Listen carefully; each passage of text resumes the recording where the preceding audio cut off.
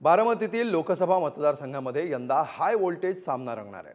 सुप्रिया सुळे पर्यायाने शरद पवारांना शह देण्यासाठी भाजपासह अजित पवारांनी विशेष मोहीम आखली आहे।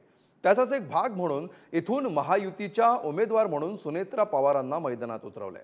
मात्र त्याच वेळी बारामती लोकसभा मतदारसंघातील अजित पवारांच्या कट्टर विरोधकांनी उचल खाल्ली आहे।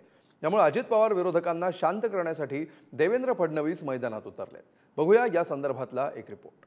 इंदापूर तालुक्यातल्या भारतीय जनता पक्षाचं पालकत्व हे फक्त देवेंद्र फडणवीस साहेबांनी स्वीकारावं। केवळ इंदापूर तालुक्याचं नाही, हर्षवर्धन पाटलांसहित इंदापूर तालुक्याचं पालकत्व स्वीकारण्याकरता या ठिकाणी मी आलो। देवेंद्र फडणवीसांनी मिशन बारामतीसाठी इंदापुरातून डाव टाकला।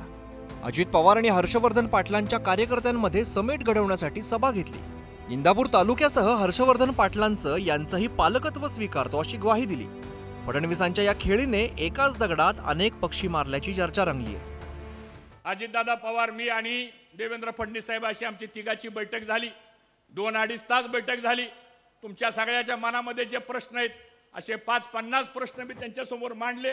त्या सगळ्या शंका मांडल्या, सगळे विषय मांडले। या सगळ्या प्रश्नाची चर्चा झाल्यानंतर मी साहेबांना एकच विनंती केली की साहेब, तुम्ही आता इथून पुढे इंदापूर तालुक्यातल्या भारतीय जनता पक्षाचं पालकत्व हे फक्त देवेंद्र फडणवीस साहेबांनी स्वीकारावं आणि या तालुक्यावर भविष्यामध्ये साहेब कुठं अन्याय होणार नाही एवढी खबरदारी साहेब आपण घ्या। मी तुम्हाला आज विश्वास देण्याकरता आलो आहे।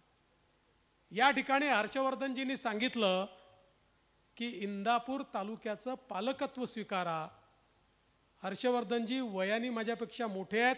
माझ्या 5 वर्ष आधी ते आमदार झाले, माझ्या आधी ते मंत्री झाले, पण माझे ते मित्र आहेत आणि म्हणून त्या मित्रत्वाच्या नात्यातनं मी एवढंच सांगतो की केवळ इंदापूर तालुक्याचं नाही, हर्षवर्धन पाटलांसहित इंदापूर तालुक्याचं पालकत्व स्वीकारण्याकरता या ठिकाणी मी आलो।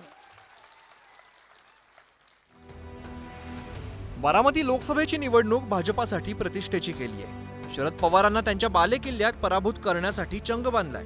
त्याच पार्श्वभूमीवरती देवेंद्र फडणवीसांनी शरद पवारांचे समर्थक आणि सोनाई डेअरीचे चेअरमन प्रवीण मानेंच्या घरी चहापान केला। त्यामुळे आता देवेंद्र फडणवीस यांनी प्रवीण माने यांची भेट घेतल्यानंतर राजकीय वर्तुळात चर्चांना उधाण आलंय। प्रवीण माने अजितदादांसोबत जाणार का हे आपण पाहूया।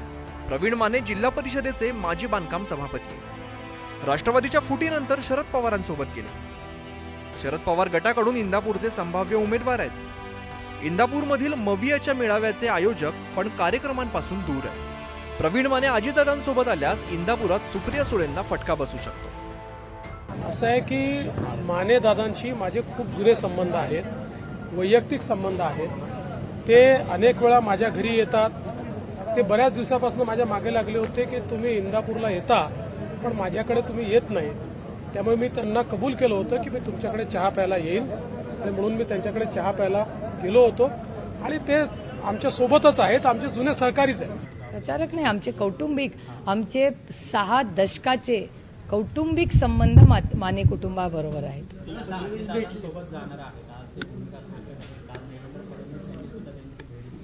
मला असं वाटतं त्यांना भूमिका स्पष्ट करू द्या, मग मी सांगेन। बारामतीतील लोकसभेसाठी सुप्रिया सुळे विरुद्ध सुनेत्रा पवार असा सामना रंगतोय। काका शरद पवारांविरोधात बंड करणाऱ्या अजित पवारांची प्रतिष्ठा पणाला लागली आहे। परिणामी अजितदादांना कोंडीत पकडण्यासाठी विरोधकांनी डोकं वर काढलंय। त्यामुळे अजित पवार विरोधकांना शांत करण्यासाठी देवेंद्र फडणवीसांनी अनेकांच्या गाठीभेटी घेतल्या। देवेंद्र फडणवीस नेमके कोणाकोणाला भेटले ते पाहूया। देवेंद्र फडणवीस हे चंद्रराव तावरे यांना भेटले। अजित पवारांचे ते कट्टर विरोधक आहेत। राष्ट्रवादीच्या स्थापनेनंतर अजितदादांविरोधात विधानसभा लढवलेली आहे। त्यानंतर रंजन तावरे यांची भेट घेतली आहे। माळेगाव सहकारी साखर कारखान्याचे ते माजी चेअरमन आहेत आणि अजित पवारांचे पारंपरिक विरोधक आहेत। यानंतर सुनील पोटेंची भेट घेतली आहे। बारामतीचे माजी नगराध्यक्ष आहेत आणि पूर्वी अजित पवारांचे समर्थक आणि आता कट्टर विरोधक आहेत। तर पृथ्वीराज जाचक यांची सुद्धा भेट घेतली आहे। साखर महासंघाचे माजी अध्यक्ष आहेत आणि छत्रपती सहकारी साखर कारखाना भवानीनगरच्या राजकारणात अजित पवार विरोधक आहेत। यानंतर मंगलदास बांदल यांची सुद्धा भेट घेतली आहे। अजित पवार, दिलीप वळसे पाटील आणि आढळराव पाटलांचे विरोधक आहेत। कसं आहे की माने कुटुंबीय पवार साहेबांचे कट्टर समर्थक कायम राहिलेले आहेत आणि त्यांना कधीही विचारलं तरी 200% माझी खात्री आहे की ते पवारसाहेबच म्हणतील. पण आता काय वेगवेगळे प्रेशर देऊन त्यांच्यावर प्रेशराईज करण्याचा प्रयत्न कदाचित झाला असेल असं मला वाटतंय. बारामती लोकसभेच्या निमित्ताने अजित पवारांचे विरोधक चांगलेच सक्रिय झाले. जुने हिशोब चुकते करण्यासाठी विजय शिवतारे मग हर्षवर्धन पाटलांनी दंड थोपटले होते. अजितदादांच्या या दोन्ही विरोधकांची समजूत काढण्यात फडणवीसांना यश आलंय. मात्र दुसरीकडे बारामती लोकसभा मतदारसंघात भाजपाच्या नेत्यांसह कार्यकर्ते अद्याप सक्रिय झाले नाहीयेत. याच पार्श्वभूमीवरती डॅमेज कंट्रोल करणारे उपमुख्यमंत्री फडणवीस पुढे सरसावले. अर्थात त्यांना त्यात किती यश मिळतं हे निकालानंतरच स्पष्ट होईल. ज्ञानेश्वर चौकमलसह संदीप बल्लाळ, पुढारी न्यूज, इंदापूर.